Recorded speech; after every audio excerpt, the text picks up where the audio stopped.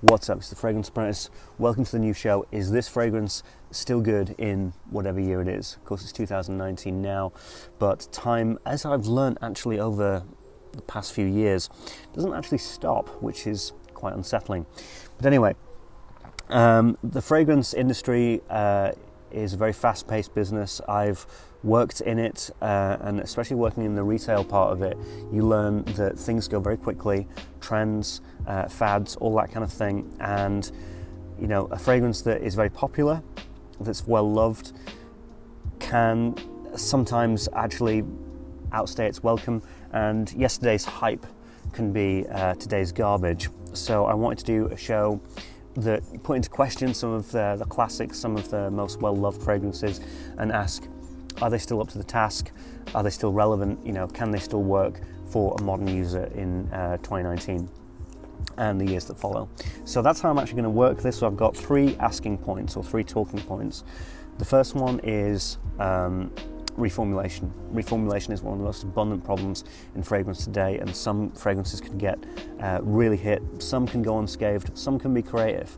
Hopefully I will be exploring a lot of those different types of fragrances within the series to come, but reformulation is something that we have to talk about. Second one is relevance. Like I said, it's a very, very fast-paced and ever-changing industry. Are these fragrances still relevant, and can they contend with the more modern releases that are being released today? And the third one is retail price. I'm going to give you a little spoiler right here. This is going to do very well in that department. But you know, if something's been released in 1995, it's been reformulated all over the place. There's other stuff doing it far better than it ever could, and it's still got a price point of $70 to $100. You know, we're going to talk about that. So we're going to get to reformulation, and the first thing you should know is, you know, I was a huge fan of 212, loved it very, very much, and you know, I was a champion of it. I did a review with Dava. You know, I defended it hugely when me and Dava reviewed it some years ago, and you know, we fought to the death, really, well, as much as you can over webcam, and you know, I really wanted to defend it and give it its due and give it its worth, because this was a big deal when it was released back in 1999. 1999 was 20 years ago. That's going to be some bad news for quite a few people, including myself, but it's all good. I'm a huge fan of Earl Gray tea. I know that some people aren't, but those people are really weird and unintelligible and probably have low IQs. And I'm a big fan of freshly cut grass, and those two things come together here, and it's a very, very beautiful smell, very unique, very interesting. And I always felt that it was a very unusual thing for it to smell of, especially when 212 is the area code for New York, or Manhattan in particular. So that's a bit weird, but because Manhattan I've been, and it does not smell like Earl Grey tea or freshly cut grass one bit. But I'm glad that they chose that over what New York can actually smell like at times, especially when the sewers are reeking. But yeah, so great premise for a fragrance, great smell, and this was very popular, very hugely popular. I would smell this a lot on my commutes to work. However, now the reformulation really has hurt this fragrance, and it's really gone for the jugular. And now you spray it on, you smell it, and it's like, oh, I'm 212, yo, oh, I'm dead, peace out, right? And that's pretty much the fragrance of 212 at the moment. It has this brief moment of like, hey guys, remember me, I'm 212, yo, and then it just dies and falls flat on its arse.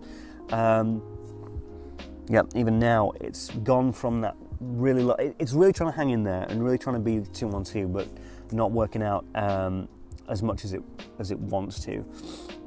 So you've got this very brief image memory of what 212 is, but it's kind of like a reverse Polaroid picture. You know, when you have a Polaroid picture, you flick it and it makes the image clearer. This is, you get the clear image and then it just fades into nothing, which is very sad. So the reformulation, what you basically get is that old school 212 vibe, and then it just fades into pretty much every fragrance that you buy at the mall for discount price.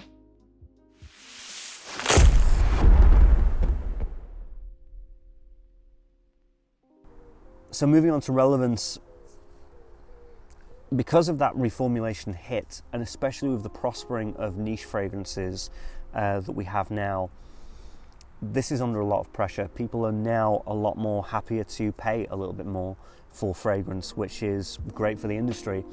But there's so many different things that this is going up against. You know, things like Mugler's cologne, and dare I say it, I know that it's a very controversial subject, but I think I made it clear that I think that it's a superior fragrance. Original Vetiver wipes the floor with 212 now, because it's got that sort of green, kind of semi-grassy, limey, lemony citrus just going up against it, and you get a much more vivid and fresher experience. So it really isn't, it's not working out. I tell you, strangely, another fragrance that does this even better is another Carolina Herrera fragrance, and that's CH Men, which has got that grassy scent with chocolate and tonka bean and a lot of gourmand elements, and that's more interesting and a little bit more out there.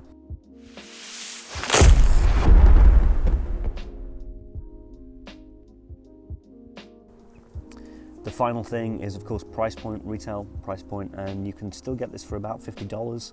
I looked up, and about 100 ml, you can get that very easily for about £42, £45 online, and the retail price is, just about that. So there isn't that too much discoloration between the retail and discount price, but you can get this anywhere, and you can get this everywhere. So that's a really good point.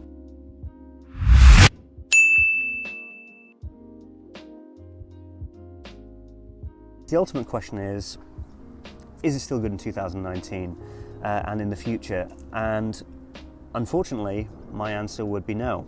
I don't think that this is a very viable choice anymore. I think that it has had its day. I think it's been wrecked with reformulations, and I think that there's more interesting and intriguing things that you can get from this. Now, don't get me wrong, I've got 100 ml here. I bought it about 2 years ago, maybe a year, probably more likely a year and a half, and when I first smelt it I thought, oh right, well, that's a real shame.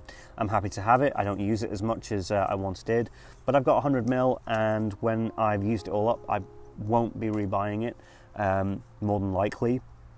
Even as a nostalgia thing, it's probably not a good idea, but I've got so much of it at the moment that if I really want to wear it, I can.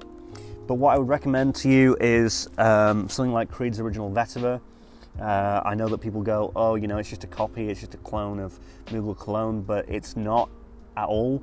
It's a much more richer, poignant and pungent fragrance.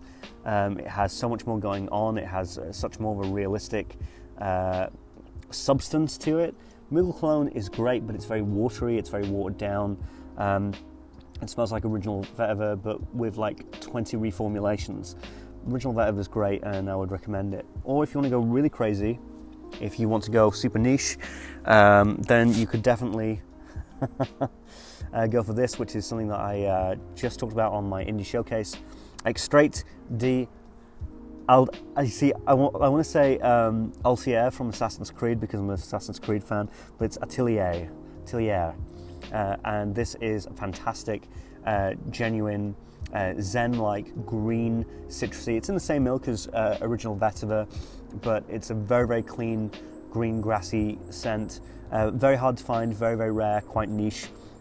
But that's something else that I would recommend only if you want to go a little bit wild with my suggestion. But unfortunately, I do feel personally that 212 has kind of had its day. And if you want to get it for nostalgia reasons, if you used to wear it a lot, hey, that's totally fine. But if you're a newcomer, if you're looking for something, you've heard about 212, and you want something that's cool and going to be a great casual scent, listen, mate, there's no shortage of stuff like that right now, but I would give 212 a miss, personally. Anyway, I'm the Fragrance Apprentice. I hope you enjoyed this. Do you like this concept video? Checking up on classic fragrances, asking those important questions. Are they still relevant today? Can we still recommend them as reviewers with a straight face? I'd love to know what you thought of this video down below. But until next time, and when I see you tomorrow, I'm the Fragrance Apprentice. Goodbye.